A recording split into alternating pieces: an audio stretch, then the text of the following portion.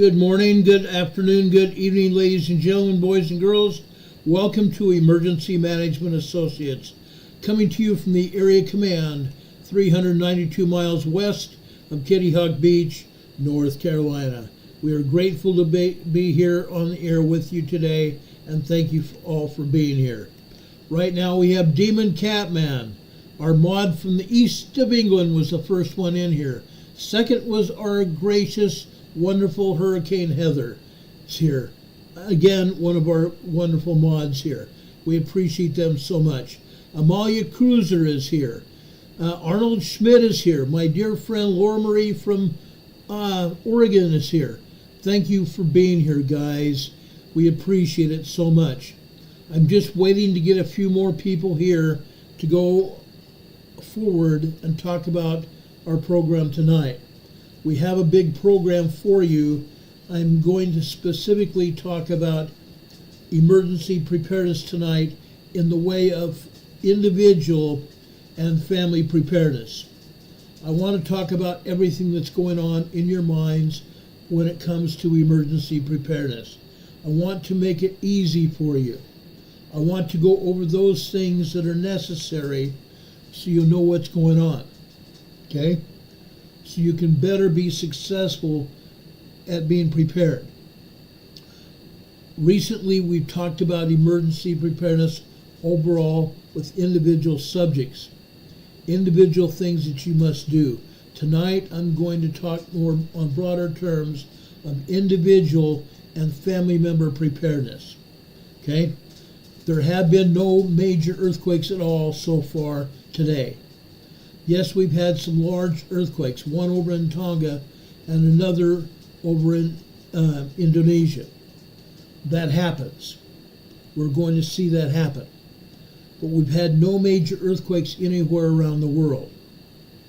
Now, given that, we've had 2 small earthquakes in Australia, 2 minor earthquakes in Australia, one in southwestern Australia and one in southeastern Australia. Okay, that typically happens. One on one coast and one on the other. Now, folks, we don't have to be worried about it. These are just minor earthquakes right now. There is no reason to be totally worried about what is going on in Australia. Many times the USPS does not even show us what's going on, and today it's not. I had to get the information from the EMSC, the European agency.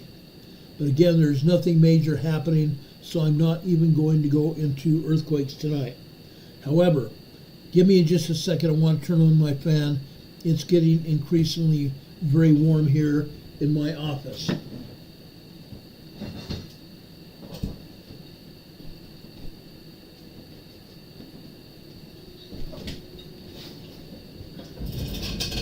Typically, I turn on this fan before I even start dealing with this program or anything else.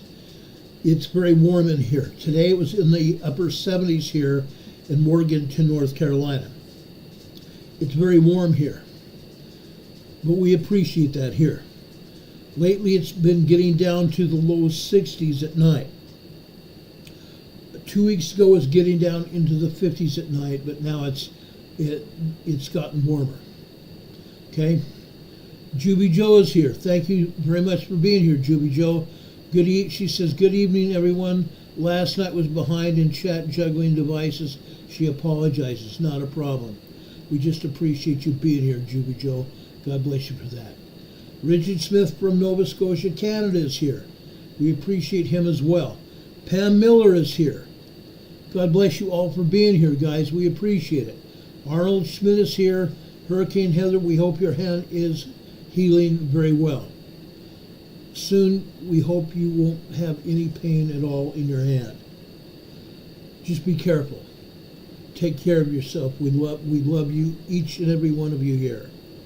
Please be careful with yourselves, with your animals, and with your family. Your family and your animals are very important, especially when it comes to emergency preparedness. I want to make that point perfectly clear. Our families are most important, regardless of anything else that's going on in our world. Our families are most important. Okay? Please don't forget that. Our families are the most important sector of our society. That's one of the reasons I'm going to talk about family preparedness tonight. Individual and family preparedness tonight. Now, I do have one video that I have to show you tonight. It's a video from FEMA, the Federal Emergency Management Agency here in the United States. FEMA was organized back in, I believe it was 1972 by President Jimmy Carter. I want to show you this video here. It's very well done.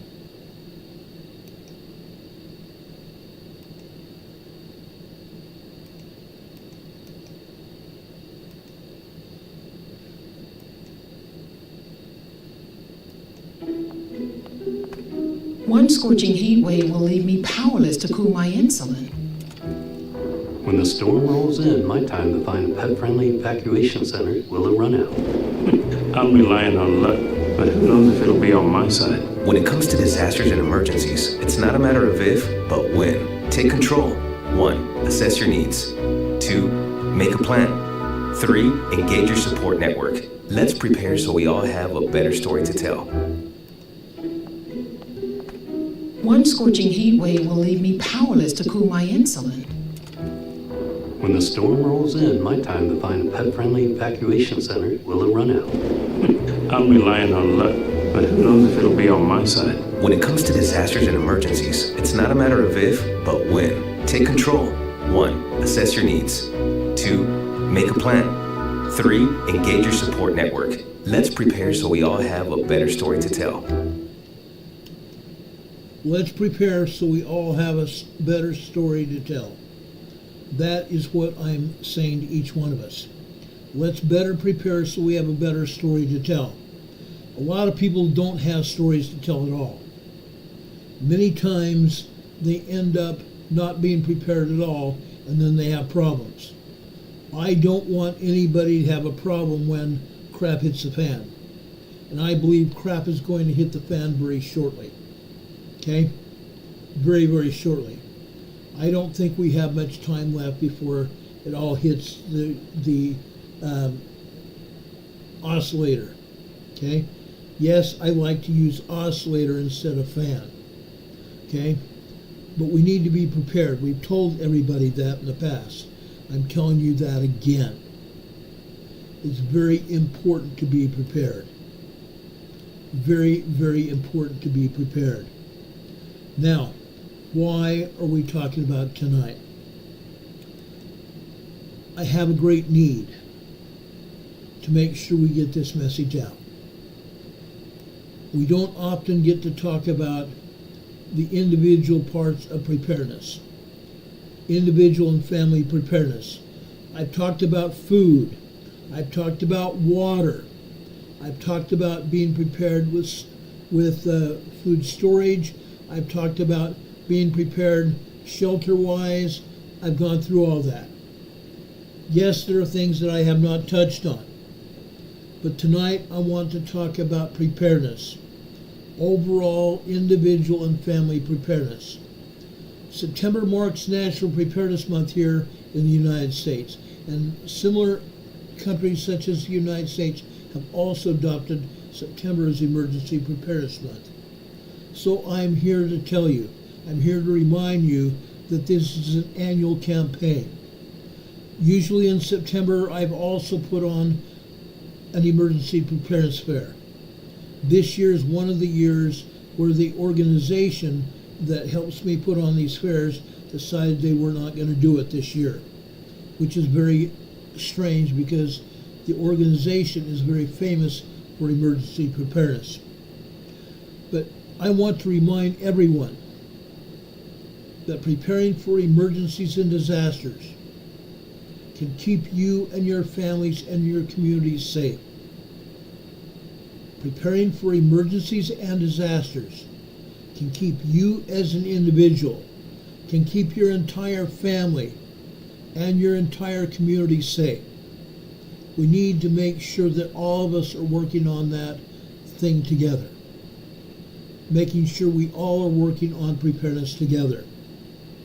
Now, While the resources and information shared during International or National Preparedness Month and on ready.gov here in the United States can be used by anyone at any time to get prepared for whatever may come your way.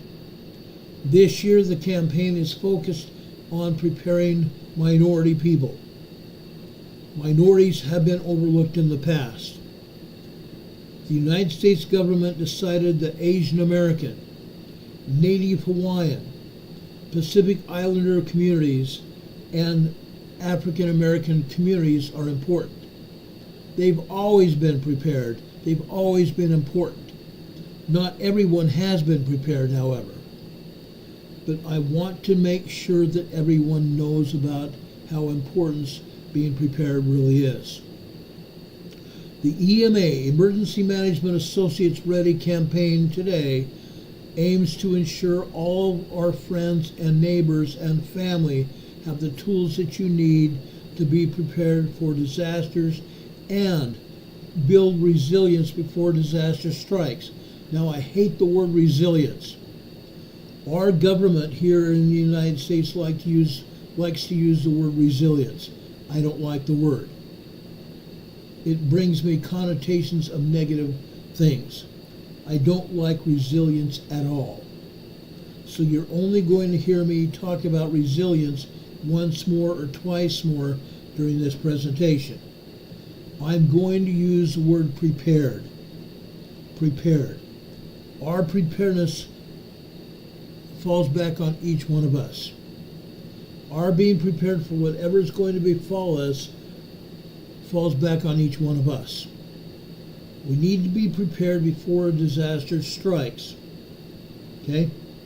It's absolutely necessary. Now, I want this to start off as a conversation. Each one of us must start a conversation with each member of our family. We must start the conversation, because if we don't, it's not going to get done.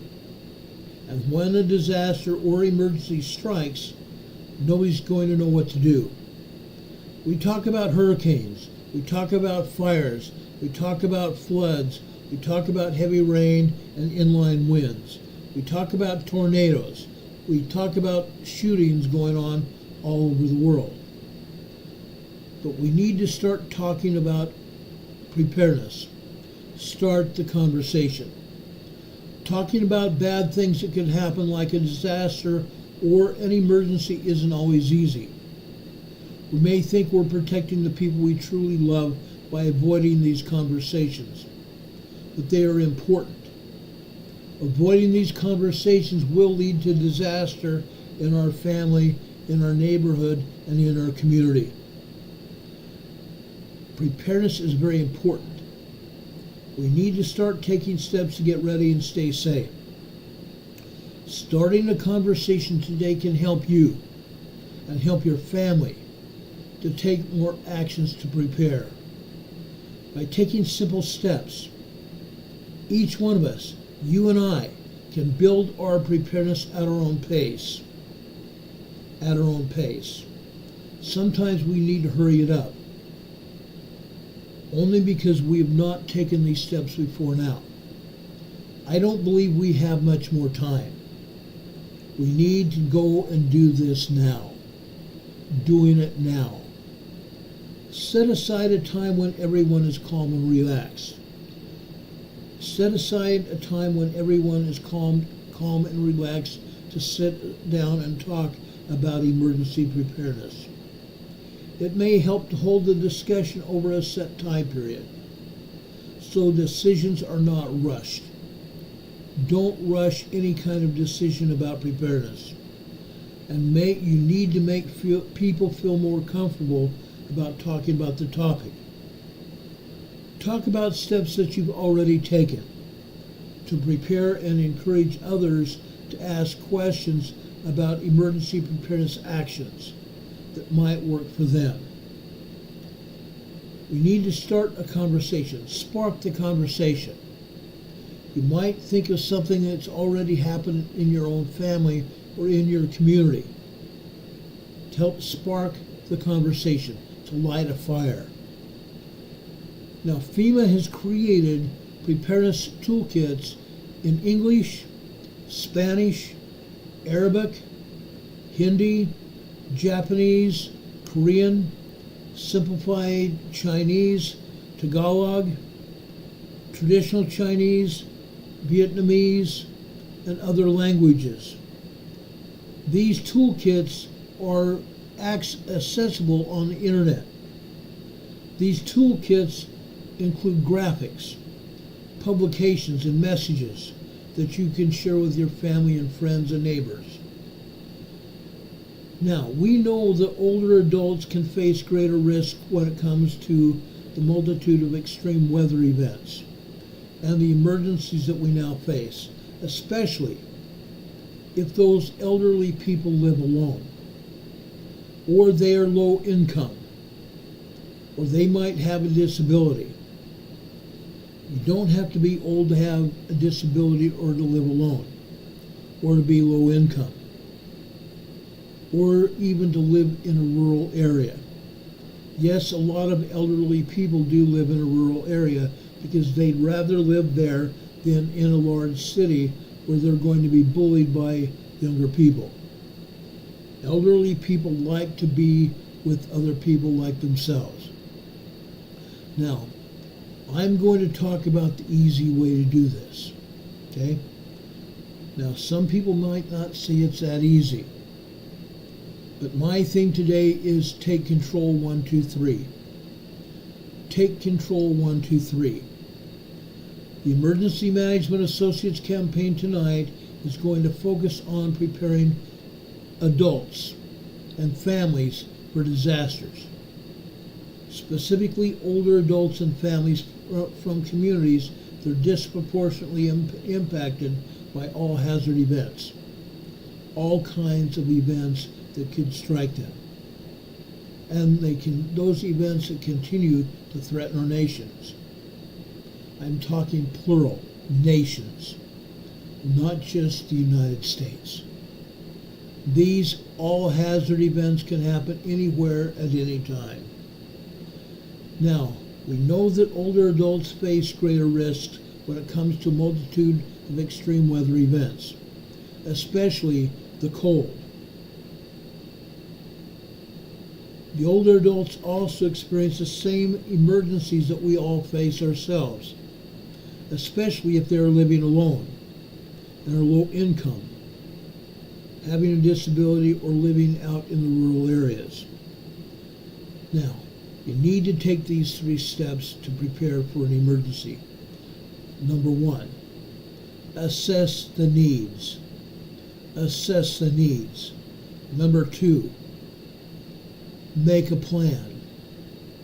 Number 3, engage your support networks. Engage your support networks.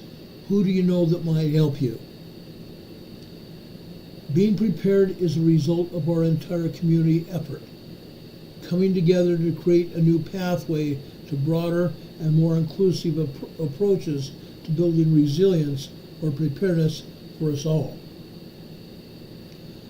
We can view our ability to be prepared by becoming ready to face any kind of disaster or emergency, our own personal preparedness, and our community's economic and infrastructure, health, and more.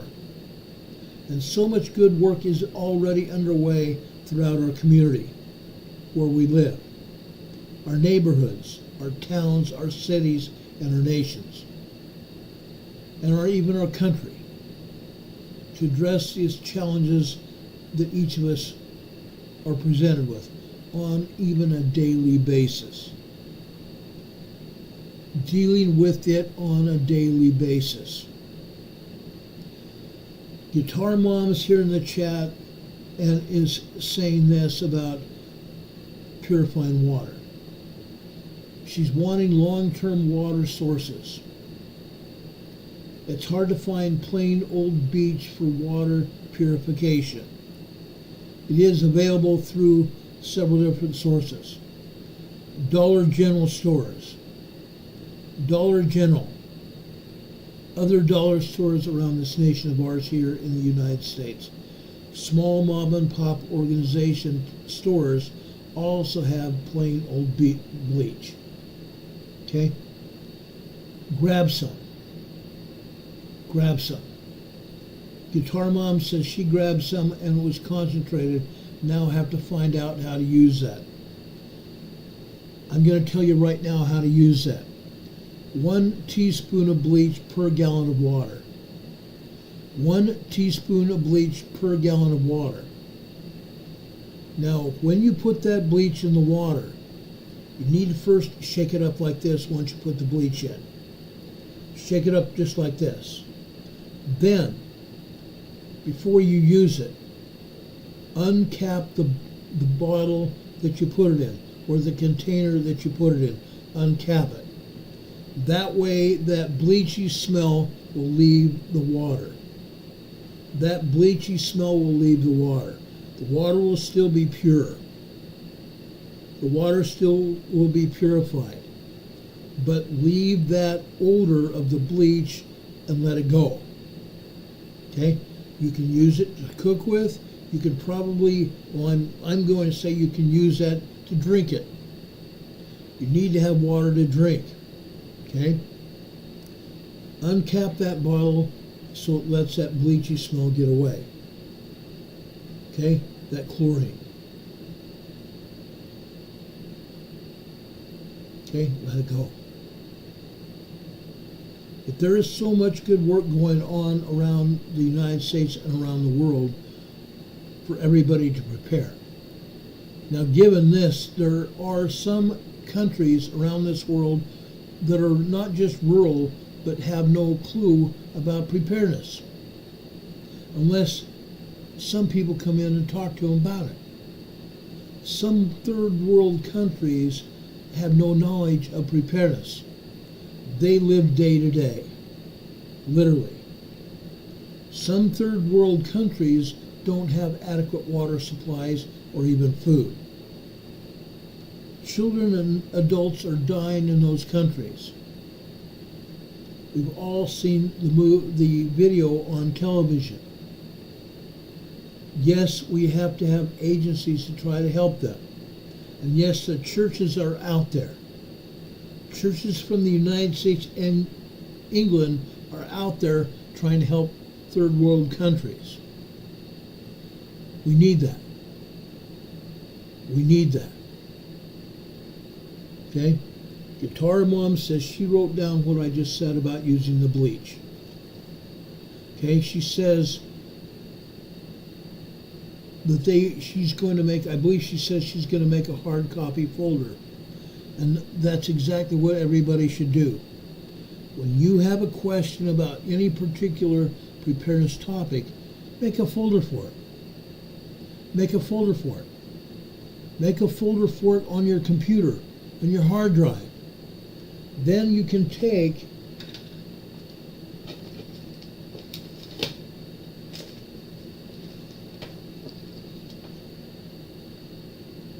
a device like this, a thumb drive, and transfer that emergency preparedness information to the thumb drive. And you can even label this thumb drive as e-preparedness or e-prep. That way you know what's on the thumb drive. Okay? It's very important. You need to have that information. I have about 10 thumb drives with all kinds of information on them. There's a reason. Because each thumb drive has emergency information on it. In case one of my computers goes belly up, I have adequate knowledge to transfer information from thumb drives over to another computer. Diane Kelman says she always writes down notes, as I do as well. I don't know how many notebooks full of preparedness information. Up on my shelf behind me to my left here, I have a bookcase. I wrote an emergency preparedness plan for my family. I wrote an emergency preparedness plan for my family. And I went through that about 6 months ago, went through it with all of you. detailing topics that you need to address for your families. Okay? It's important to write this information down. Now, I said that I'm going to say this again, and I've said it before. Go back through our Emergency Management Associates videos here on YouTube. Go back through the videos.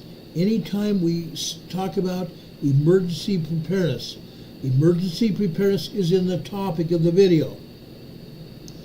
Any topic where it says emergency preparedness on that particular video, you ought to watch and find out exactly what we said in those videos. Some videos are about emergency preparedness kits. Others are about water purification and other topics. Go back and watch those programs. They're chock full of emergency information that you need to take notes about. Okay? Now, we all play a critical role in building our own level of readiness and preparedness. I'm going to say that again. Each one of us play a critical role in building our own level of readiness and preparedness. Two different things there, right? I just said two different things. Readiness and preparedness. They are two different things. We need to understand that. And we need to take responsibility for that. Responsibility requires full participation across our country, across our cities and towns, across our neighborhoods, and in our families. We need to have full participation of our families and any of those that we associate with as well. Because if we associate with others, we're going to find ourselves better prepared. Okay? If we associate with like-minded people, we are going to be better prepared. Because each one of us is going to help each other. Each one of us is going to help the other. And thereby we all are going to be prepared. And when crap hits an oscillator, we can share that which we have, and we can also share the information we all have. Associate with like-minded people. And do so on a regular basis so you know each other. So you know each other's strengths and each other's weaknesses. So you can play off each other and help each other. Help our families to grow. We need to have full participation of our neighborhoods, our families, and even our cities and states. But if the cities and states drop the ball, as I've seen happen in the regular past, and in the not too distant future, and what's happened, it's going to continue. Because nobody understands preparedness better than each one of us. Because we talk about it. We make great effort and strides to talk about it. We must look for new opportunities to create new partnerships and strengthen existing partnerships across all disciplines. All disciplines.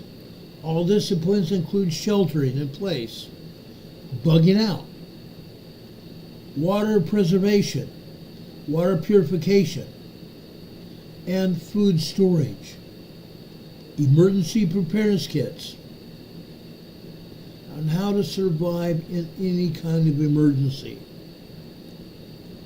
We can strengthen our partnerships with our families, with our spouses and our children.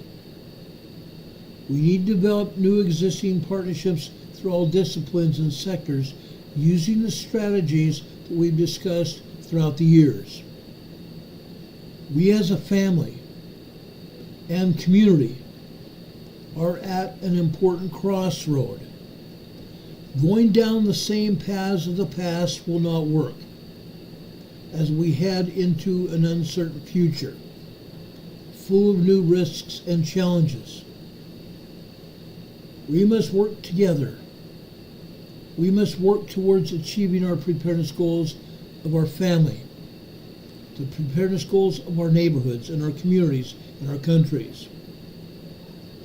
We will use this important information to inform our family, our friends, and everyone around us. We cannot do it alone. We cannot do this alone. Going down the same paths of the past will not work as we head into the uncertain future ahead of us. An uncertain future of new risks and challenges. It's not going to work. I challenge each one of you. I challenge each one of you to push boundaries.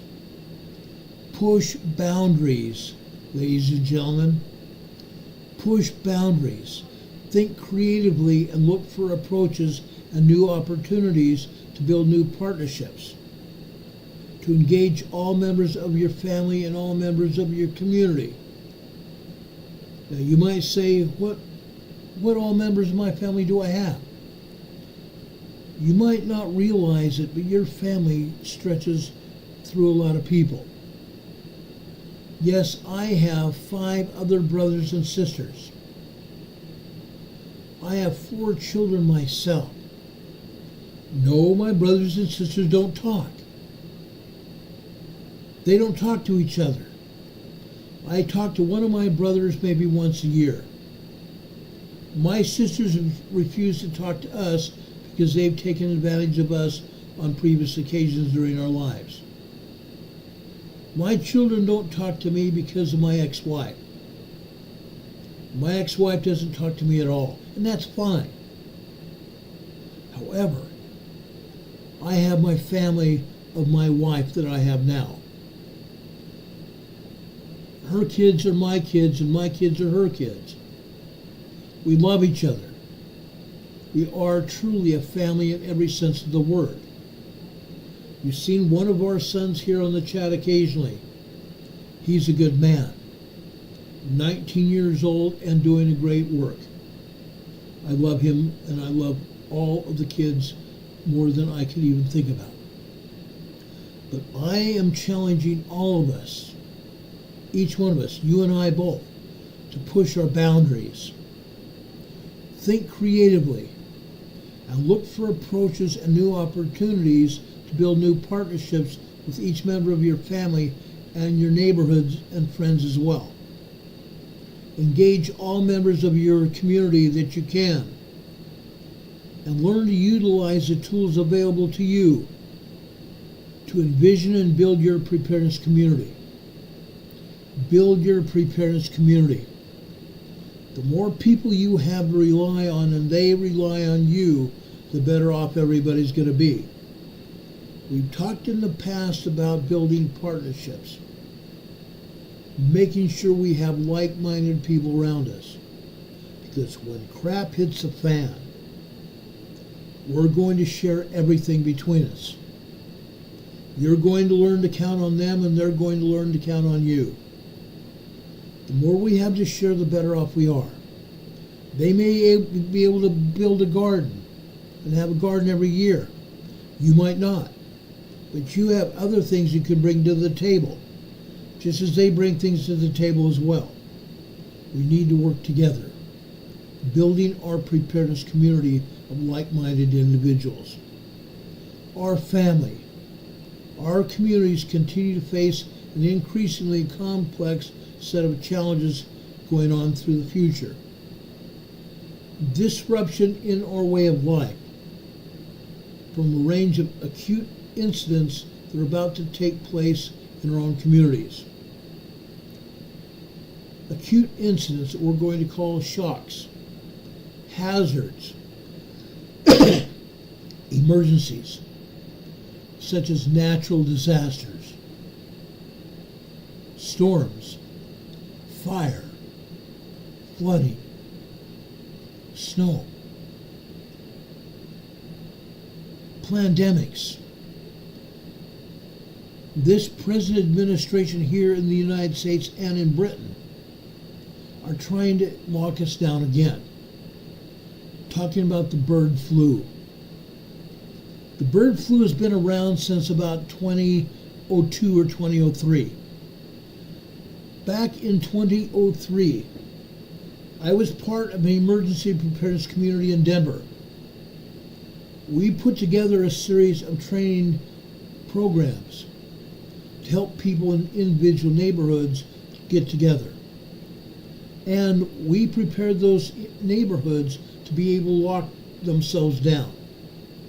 Lock themselves down so disease would not spread. This was the beginning of lockdowns. Government-led lockdowns. And it's going to happen again. Our government is trying to lock us down as we speak. Miss Kamala Harris is looking together with her partner, Mr. Waltz from Minnesota, to lock us down. They're not going to stop until they do it. We need to get help for ourselves and our family and our community. We need to help each other. These disruptions in our lives are going to happen. Okay?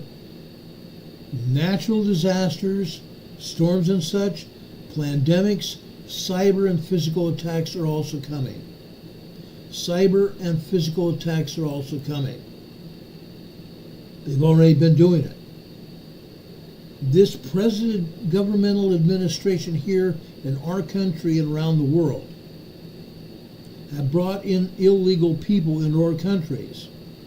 And these people have been attacking our animals, our pets, and have been attacking us as well, killing and injuring people. These gang members are arrested and then let go back into the community. They should not be let go at all. They should either spend the rest of their lives in prison or be subject to all penalties under the law. But it's going to happen. It's already happening now. We are also going to have infrastructure failures. Gas main breaks, water main breaks. They've already happened. We're going to have natural disasters such as earthquakes, cut off our water supplies and our gas supplies, cut us off from our food supplies as well. Sudden loss of key industries. Sudden loss of key industries is also going to happen. It's happening already. And it's going to become more frequent and intense. Additionally, long-term strains on our communities. Those are called stressors. Stressors, such as deteriorating infrastructure, bridge failures, water main failures, gasoline tanker failures, environmental degradation, pollution in our communities in the air and the water, extreme weather amplified by political weather manipulation, social injustice, lack of affordable housing, food insecurity, persistent poverty.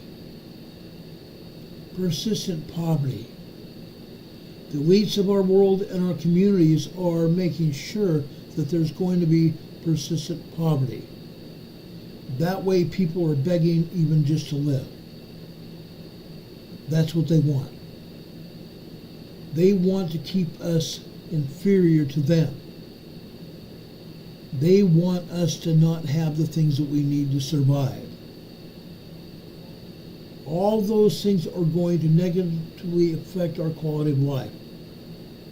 They're going to negatively impact our quality of life and well-being, and worsen the impacts of these shocks, and undermine our society and our ability to thrive.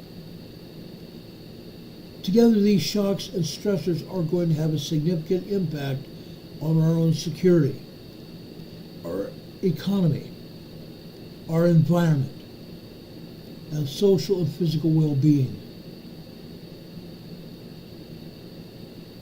Through understanding these challenges and applying a unified whole community approach,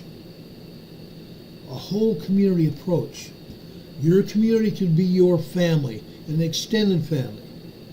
Your community could be the people you've met with that are like-minded, or you surrounded yourself with many other people to help each other.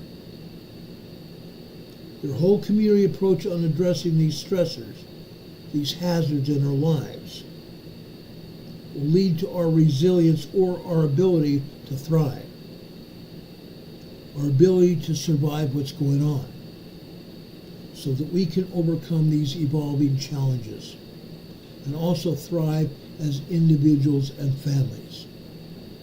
Notice that I've been saying individuals and families. I've been saying individuals and families for a reason. Individuals and families are the important part of our society. We can't survive without our families. We as individuals cannot survive without our families. Now, we have been discussing our ability to prepare for threats and hazards, even offering suggestions for things that we need to gather in order to adapt to changing conditions and withstand and recover rapidly from these adverse conditions and disruptions. With the interconnectivity that we have and our ever-evolving nature of people, places, and systems that are available to us, this strengthens our ability to deal with ever-changing situations in our lives. And it requires a collective approach. It requires a collective approach from those that we associate with. Again, I'm talking about extended family and or the people that we've chosen to be our lifeline, and their lifeline is us. Okay? A collective approach. Hillary Clinton years ago talked about it takes a community to raise a child. No, it doesn't. It takes dedicated family members, mother, father, sisters, and brothers. Yes, extended family as well, but not an entire community. We must take responsibility for our family members, not listen to Hillary Clinton or the others. Plain and simple.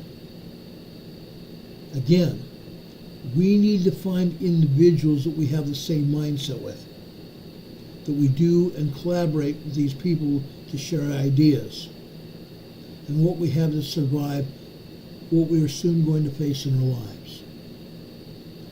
Our ability to face these situations positively requires that we proactively improve our knowledge and proactively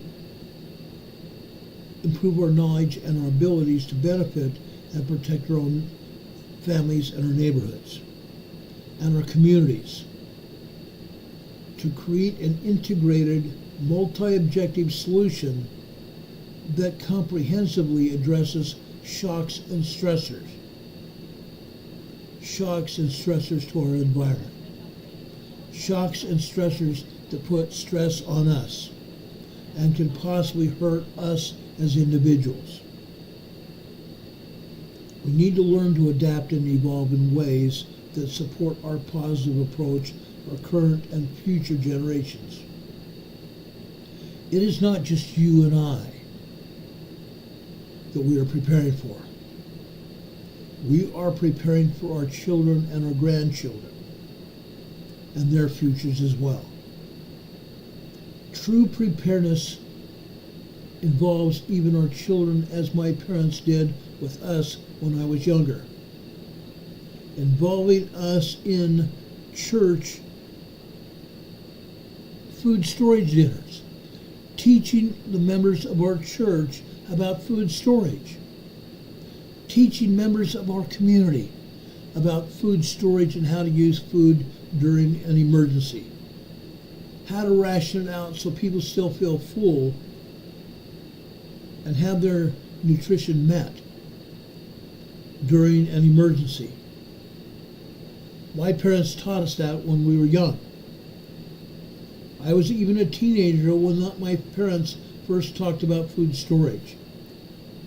Then when I was in my 20s and 30s, I was helping them with food storage dinners at their church, teaching other people to survive. That's what we need to be doing.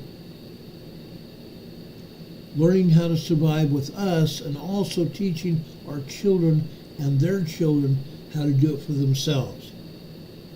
Bringing all of us together for a simple same idea. Making sure us and our extended family are taken care of. That extended family can again be those people that you choose to associate with that have or love the same like-minded capabilities. Okay?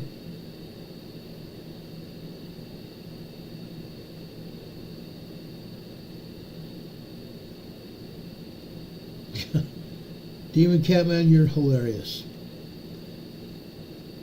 Demon Catman is talking about Renee Steppe beating him, but he was totally fine. It was totally fine by him not to continue to be an unchallenged leader. God, you're funny. You're funny. Anyway, getting back to this, it's important. We need to learn how to organize ourselves and others. We need to be engaging so to encourage other people to emulate what we are doing. To encourage other people to emulate what we are doing. Now, we have talked about emergency preparedness here on this channel for 5.5+ years. We talked about having everyone have an emergency preparedness plan in your own home. As I said a few minutes ago, mine is on the shelf here. And I take it down at least 2 or 3 times a week and look at it. I even revise it time to time when I think of something that needs to be part of that plan, or to change part of my preparedness plan, so it will reflect our necessities at the time. Do that with your own preparedness plan. Write your own preparedness plan down now. Write it down immediately, if not sooner. We need to teach these concepts into overall planning and overall planning efforts.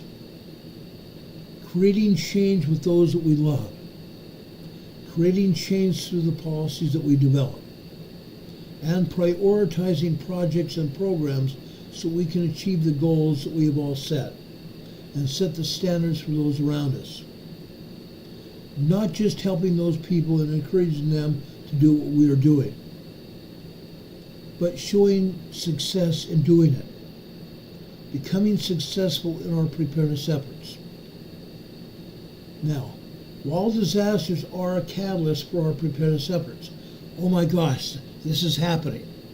If I don't do something about it now, we're not going to have anything. That is a disaster situation just waiting for us to fail. We cannot let ourselves be put in a position where a disaster is telling us, oh my gosh, we've got to do something now. By that time, it might be too late. We need to get together now and make sure we hang together. That's why I created Emergency Management Associates. Yes, I originally wanted to talk specifically to emergency managers around the United States and around the world. But then, we got more and more people here on this channel that were not emergency managers, except for their own families. Now each one of you are emergency management associates. We have a common goal. Sherry D says she's in the basement, she's hiding. She's hidden. Wow. We need to not wait for a disaster to get us prepared. We need to do it now. Demon Catman says a nesting instinct. Absolutely. A nesting instinct. We need to make sure we're preparing every day. Doing something every day to prepare ourselves for something that's going to happen. Because it's not just something that's going to happen, it will happen. I guarantee you it will happen. We have mentioned in the past that some emergency managers have not stepped up to set the example for us. Back in 2014, FEMA asked all emergency managers around this country, around the United States, to have 72-hour kits. FEMA asked a survey, one question: how many emergency managers around the United States had 72-hour kits? Only 1/4 of all emergency managers around this country had a 72-hour kit. 25% of managers had an emergency preparedness kit. And yet FEMA for years has been preaching to the choir, have an emergency preparedness kit. That means most emergency managers have poo-pooed the idea, have not been preaching to their communities, not been telling their communities to have a preparedness kit, let alone a 72-hour kit. That means the greater majority of people have no clue what's going on. They have no clue what's going to happen when there's an emergency and the city or state or the neighborhood they're in has no food on the shelves, has no water to speak of. People are going to die. People are going to expire because they don't have what's necessary to sustain life. Their children are going to die as well because the parents are not prepared. Is that the fault of emergency managers? Yes, partly the fault. But it's up to people like you and I to teach our children and our grandchildren, our extended family, to prepare, and the importance of preparation. We need to set the example for emergency management. We need to set the example for our families and the people in our communities and our neighbors. Teach them about preparedness and the missions of prevention, protection, mitigation, or how to handle certain situations, emergency response, and emergency recovery of our family back to the way it was before the emergency first hit us. I do not want to see our efforts as a method for discipline of others. I don't want to see our efforts as a method of discipline for others around us, or as a method of discipline for our government. Yes, our government needs to be slapped around for what they've done, or not done, as the case may be. Our government has some serious repenting to do. I doubt that's ever going to happen. But I don't want to see our efforts wasted as a discipline for other people, or even our own organization as emergency management associates. Rather, what I want to do is have our efforts intended to establish a common understanding about the effectiveness of our preparedness efforts and drive this collective action forward. That's what I want to do here. That's what I've tried to do over the past 5.5 years. Come to a certain conclusion, a common understanding about the effectiveness of emergency preparedness, and drive that action forward. What we're doing does not look the same for all individuals or families, or even our community response. and the community recovery. What we are doing individually and as families is going to reflect on what our neighborhood is doing, because most of them are not prepared. Each organization is different. Each family is different. Each neighborhood is different. Each community is different. We must establish our own paths and our own standards. Now, I want to talk about vision. Like I said before, I do not like the word resilience. It has a negative governmental connotation. I don't like the word resilience at all. However, strengthening our preparedness requires everyone working together towards our shared vision of a future where our entire family, all people, and communities can be prepared and participate, thrive, and reach their full potential. Participate, thrive, and reach their full potential. I think our vision of resilience includes the following: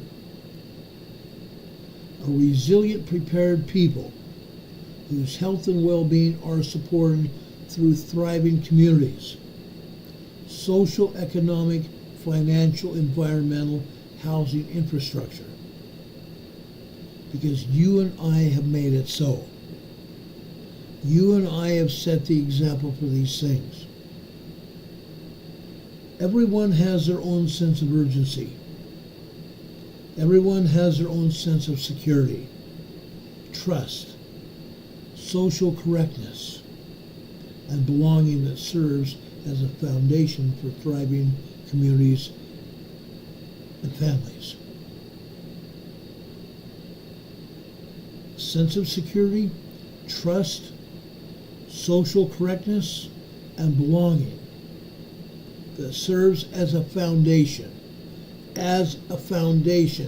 for thriving families and communities. A prepared society where all members feel a sense of ownership and all members are engaged in shared activities, including even underserved people and youth. Don't forget underserved people and youth. We need to bring them along as members of our family. Don't leave anyone behind. Do not leave anyone behind.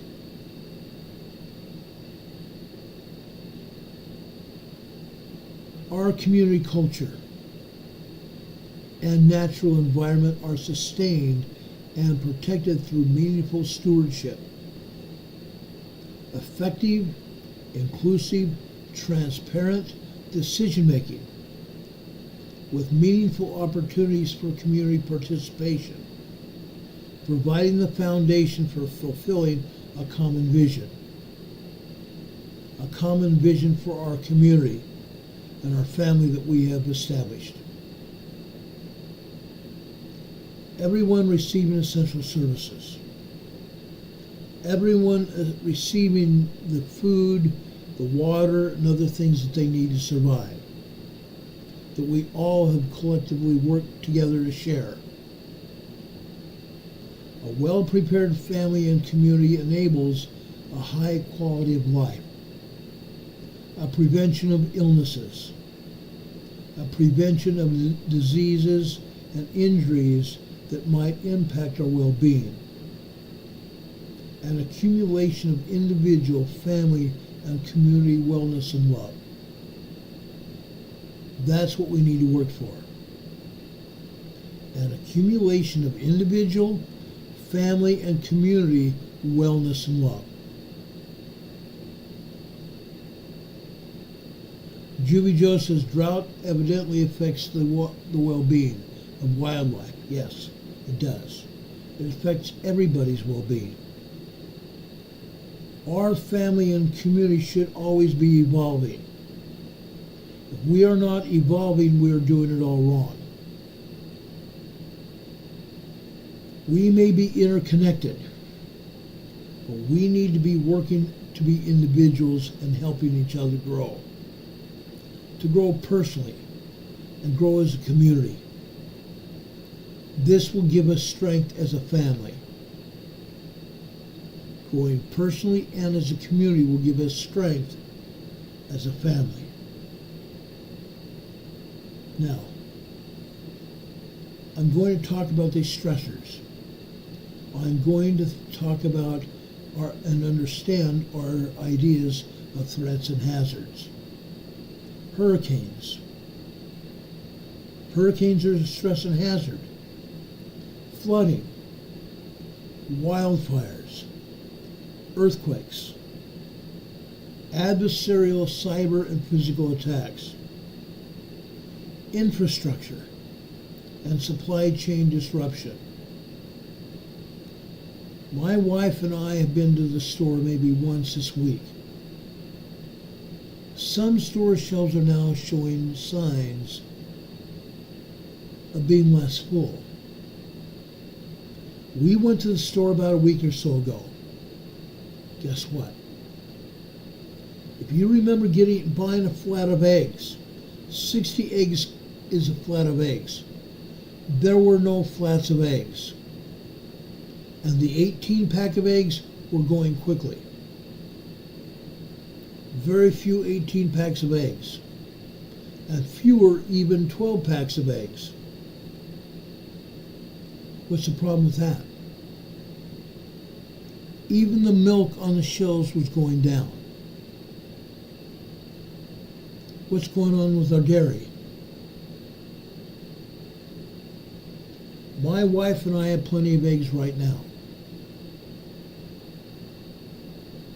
We have almost a half a flat of eggs right now. And we're going to get more eggs very soon. But a week or so ago when we went to the store, there were not any eggs on the shelves. Or should I say, very few eggs on the shelves. What does that mean? That means some families having to do without. Some families having to do without eggs and milk. And there were other things also that were going down as well. Less and less water was available in the store. My wife and I have a supply of water in our home. We make sure that not just us, but our dogs have a supply of water. A 4 to 6 month supply of water for each of us. Consider that. How about sudden closures of key industries or employers? More and more employers are shutting their door. There are full buildings here in Morganton, North Carolina that are empty. Full buildings are empty. Businesses have left the community. Businesses have closed the community. That's going to happen more and more. Sudden closures of key industries and employers, i.e. healthcare facilities, military bases. Back in the 90s, they were closing down military bases all over the United States, and they did close them. Lock, stock, and barrel. They've closed mines and power plants during the last 15 or 20 years. More mines and power plants are being shut down.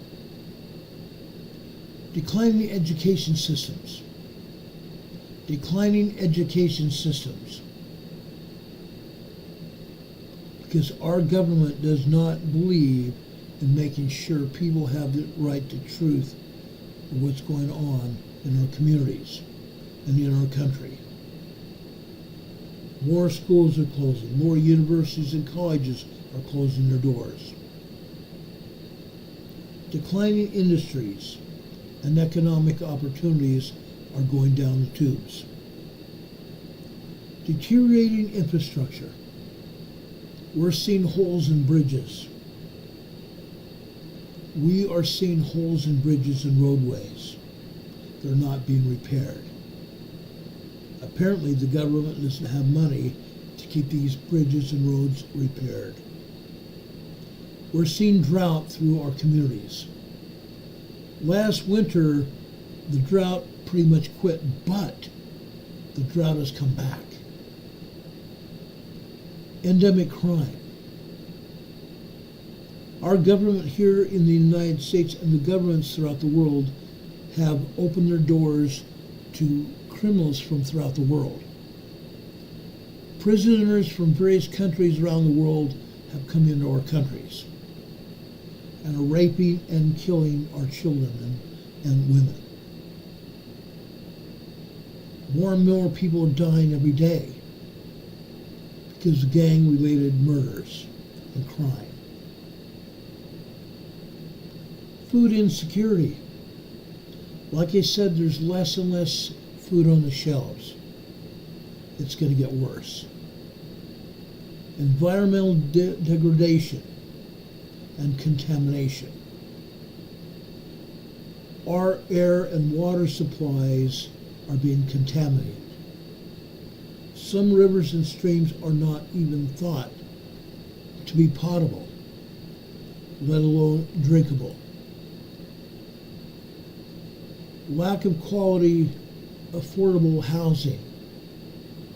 More and more people are finding themselves on the streets.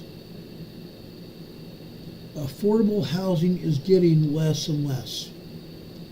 Prices are going up, and pretty soon there are going to be more and more people in the street because they cannot afford the housing available. And then we have persistent poverty. Persistent poverty. We see it in the larger cities, and now we're seeing it out in the smaller towns and out in the country as well. Persistent poverty. We see people living in the forested areas of our community. We're seeing more and more people living in the outskirts of the community, in forested areas, because they don't have houses. Even more children as well. I don't find anything laughable about that at all. I would appreciate it, everyone, if you'd talk about what we're talking about here. I understand temperatures are important. The temperatures are going down as we approach winter. And that's going to provide a problem as well as the temperature changes. We need to identify and reduce risk of life. Prepare for and resist and respond to shocks and stressors. Respond to hazards and threats in our communities. We need to prioritize those that represent the greatest risks in our community and in our family. Prioritizing those things that provide the greatest risk to us, so we might have the understanding of what we need to do to make things better. We need to gear up for what's happening. We need to gear up for what's happening. What provides the greatest risk for our life and our family? We must be human person-centered. Human person-centered. And take care of our pets as well. Keep in mind the well-being of individuals, families, and communities, and our collective society at the center of family goals. Taking into consideration the needs of family members, including our pets. Our pets are family members as well. We need to pursue solutions that address and do not exacerbate disparities between us and members of our family. We need to address solutions and problems and not exacerbate the disparities between us and within members of our own family members. We must keep reminding ourselves to be adaptable. To be adaptable. Because if we are not adaptable, we're not going to be doing anything.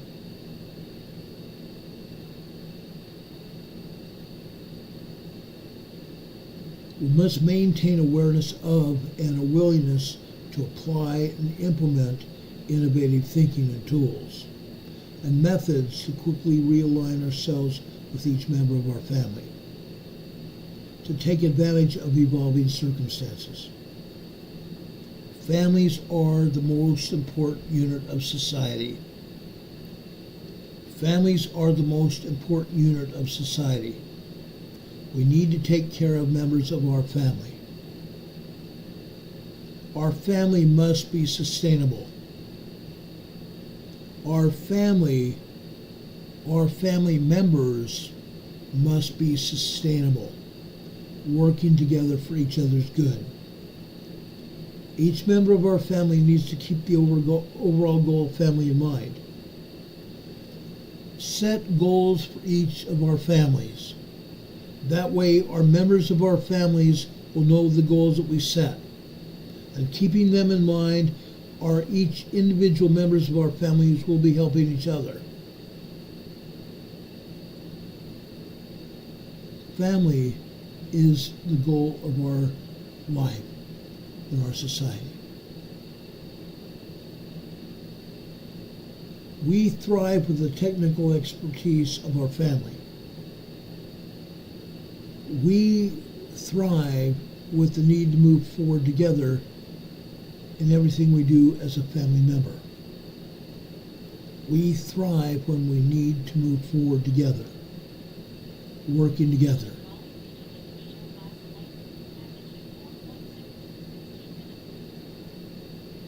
We need to be interdependent on each other while still maintaining our own individuality.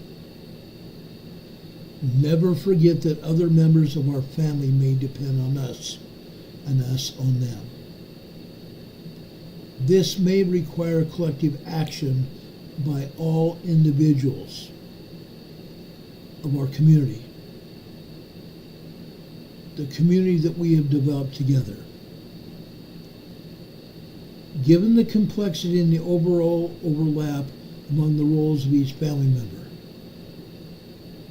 the community that we have must operate within our community. We cannot operate outside our own community. We must be united in our efforts. We must be united in our efforts. We must have collaboration among each of us. This is going to be essential to address the far-reaching impacts of hazards and threats in our lives. Hazards and threats and difficulties in our lives that we're going to encounter. This collaboration builds important partnerships that increase trust and forms the backbone of our family and community. Our future success will be best achieved by building on and increasing collaboration and cooperation among each of us in our family. Together, increasing collaboration and cooperation. It's a link. It's a link, guys. Without that link, we're nothing. Without that link that we have, we're nothing. Our success requires collective action by all individual family members in our community. Everyone plays a role. Given the complexity and overlap among the roles of each of our family members, it is essential to address the wide-reaching impacts of things and obstacles that confront us. This builds important partnerships that increase trust and forms the backbone of our family.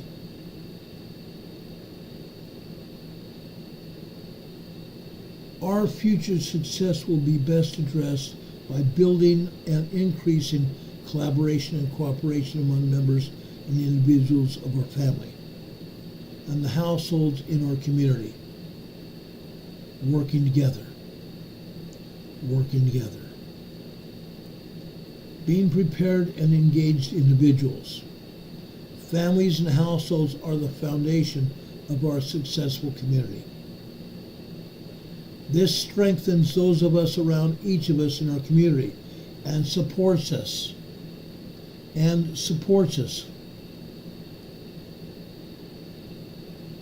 Everyone can strengthen each other. Even small changes make a difference. Examples include building relationships with members in our neighborhood, making a disaster plan, implementing a disaster plan, obtaining and safeguarding critical documents, taking basic cybersecurity precautions, and purchasing insurance. Building strong, trusting relationships with friends, family, co-workers, and neighbors strengthens social connectedness, which is critical for our success. These connections can reduce stress and provide emotional support and provide access to seek assistance from everyone else when it's needed. We can seek assistance from other members of our family when we are connected. If we're not connected, other members of our family may not know what is going on in our lives, and we won't be connected to them either. It's important that we keep these connections tight. And keeping these connections tight will reduce our stress and provide emotional support to us. It's important for individuals, families, and households to contribute to our broader community and to our broader community efforts. Each of us can provide input to help ensure that we meet the needs of our family members as we each serve each other as advocates and leaders for our successful efforts. And this plays a role in the implementation of our family plans and goals. Again, it comes full circle to our emergency plans, our family plans and goals. We must exercise our vulnerability to get along and work together. To get along and work together during emergency situations. To get along and work together and laugh together and have fun together. I've talked a lot now about community, our family. Our family is the greatest unit of our society, and we cannot let that go. If we let it go, our society is ruined. And that's pretty much what is going on. That's pretty much what's going on. Our society doesn't care about family. Our society doesn't care about anyone but themselves. We need to turn that off. We need to start caring. We need to start letting everyone know that we care and work together and show that togetherness, because the more together we are, the better off we are as a community, the better off we are as a family, and the more connected we're going to be. Think about this. Think about this tonight.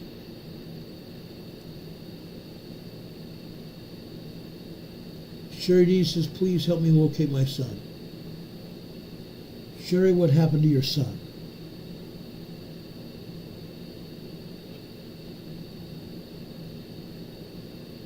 What happened to your son? We want to know. Maybe we can help. Or family. That's what we do.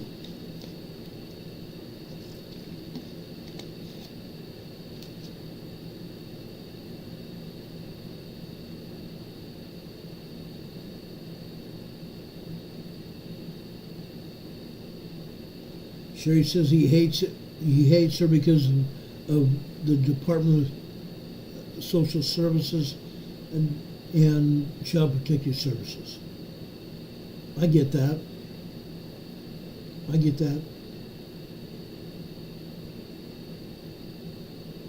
He's on the south side of Indianapolis. Sherry, have you thought about calling CPS yourself?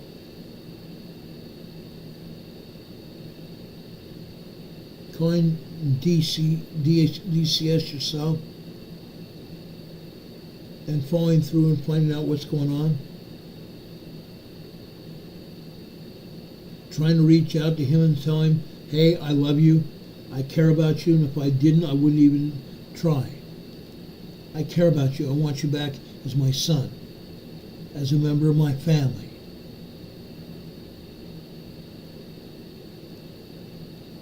Yeah, he's 25 years old. I get that.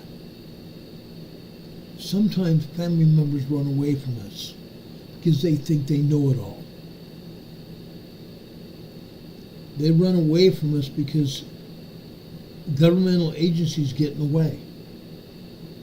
I've seen that happen as well. Get down to brass tacks. Go and try to get hold of him. They threw you in jail for 14 months. Now you're out. Do your best to try to contact him unless the government has a do not contact order. Then there's not much you can do except pray for him. Pray. Ask the Lord to bless him. Ask the Lord to bless you, to bring you back together. The more you work on yourself and the more you pray, the greater chance you're going to have of bringing him back. I promise you that. My son, Paul Colo, is here. Thank you, Paul. I love you very much. I appreciate you being here as well. Yes, Sherry, we will pray for him, but it's important. It's important that you also pray for him. Pray for him. Let the Lord know that you love him and miss him, and that you want him back. There is great power in prayer. There is great power in prayer. I can testify to that. I've told you on a couple of occasions when I prayed, my prayers have been answered right away. No, that doesn't always happen, but it can. The power of prayer is great. The Lord wants us to pray. The Lord wants us together as families. The Lord wants us together as families. I testify to that. I testify to that. Diane Kellman's telling Sherry, don't give up. Keep praying. Hopefully God will soften his heart. And that's what it comes down to. Softening his heart. And one day he will come back. One day he will come back. Now, folks, I've come to the end of my presentation tonight. I want you to think about preparedness and why you need to be prepared. Think about how Christ would also help you. Pray to God that our Heavenly Father will bless you, that you can be prepared. And then give him thanks.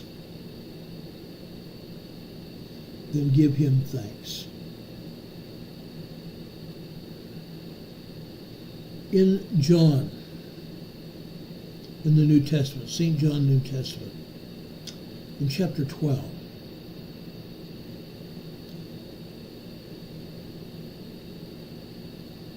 in verse 20, I'm going to start with verse 23.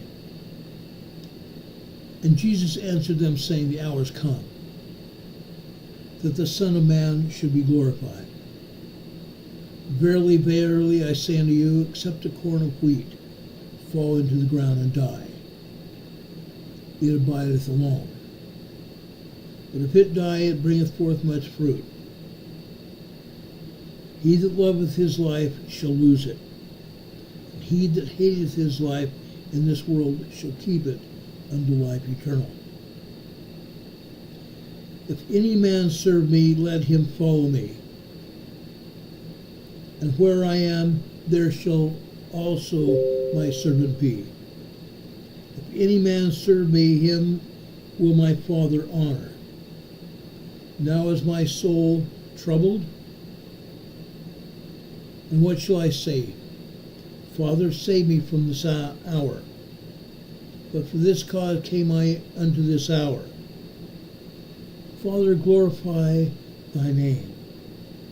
Then there came a voice from heaven, saying, I have both glorified it, and I will glorify it again.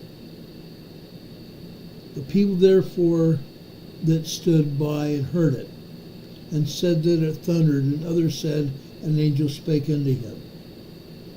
And Jesus answered and said, This voice came not because of me, but for your sakes. Now is the judgment of the world. Now shall the prince of this world be cast out. And I, if I be lifted up from the earth, will draw all men unto me. This he said, signifying that death he should die.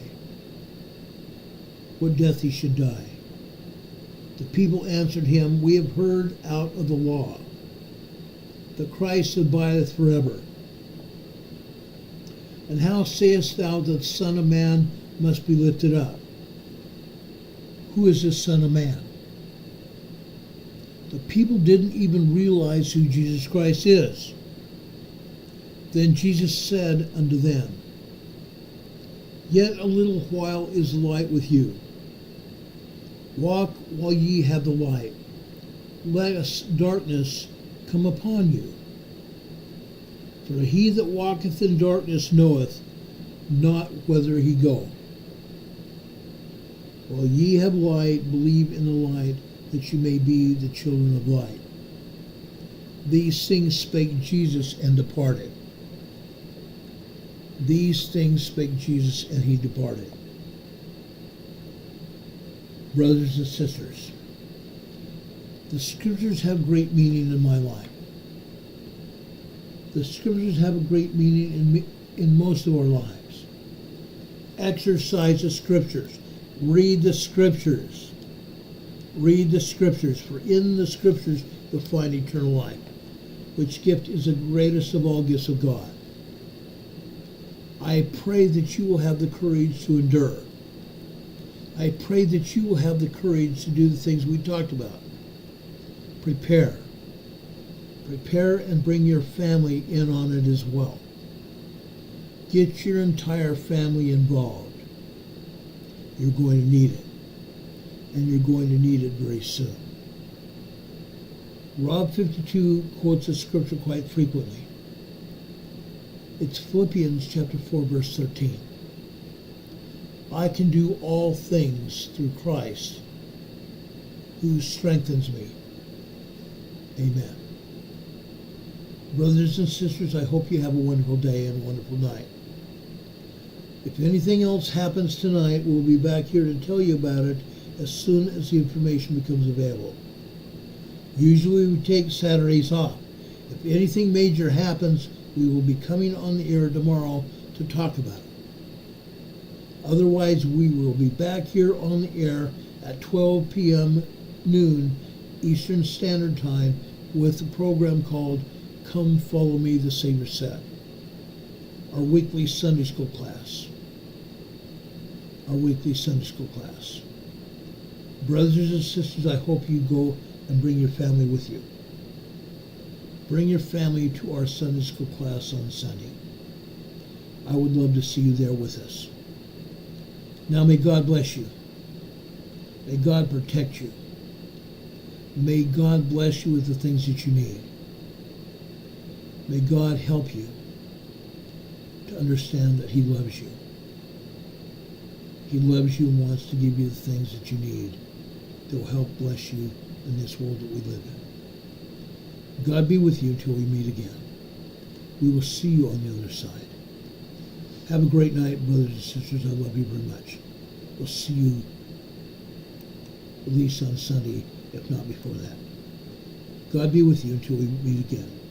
We'll see you soon. God bless. And know that we love you. See you soon. Good night.